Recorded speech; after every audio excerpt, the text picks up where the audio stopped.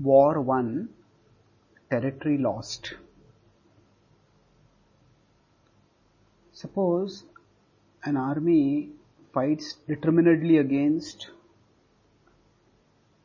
an attacking enemy and defeats that enemy and yet finds the disputed territory lost. How might that happen?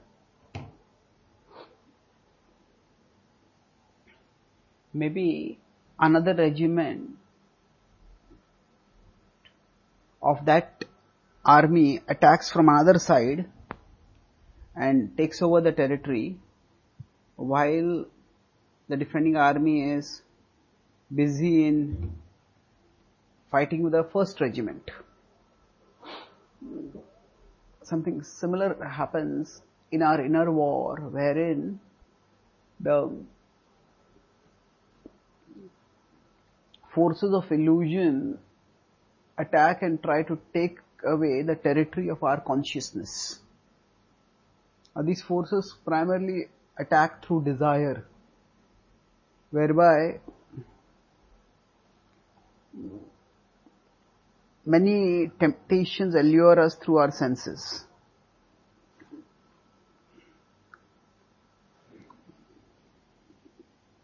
If we fight determinedly and succeed in rejecting those temptations, we may become proud, thinking that we are superior to most other people who are still controlled by their senses, or are at least struggling to control their senses. But what we don't realize is that pride, such pride, is actually another regiment of the forces of illusion, and that pride is taking over our consciousness while we are thinking that we have won the war against the forces of illusion.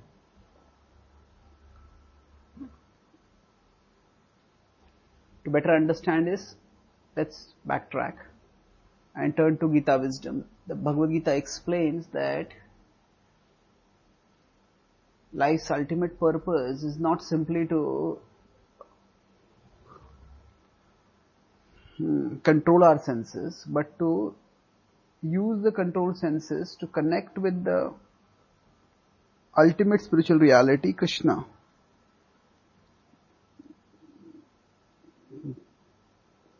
When we focus lovingly on Krishna, who is all attractive and all loving, we experience life's supreme joy.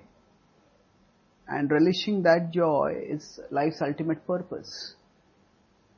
However, if we become proud of our sense control, then our consciousness becomes filled with our own greatness, and it is no longer available for even experiencing Krishna, leave alone relishing Krishna. Thus we stay deprived of spiritual happiness and keep craving for the material happiness coming from the pride of our superior sense control. No wonder the Bhagavad Gita stresses that humility is critical to wisdom, being its first element. This is 13.8. Amanitvam adambhitvam ahimsa shantirarjavam acharyopasanam shaucham sthairyam atma vinigraha. When we thus understand the importance of humility, we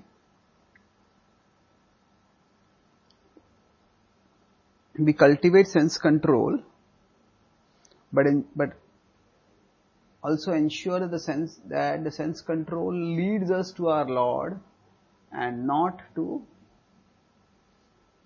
our ego.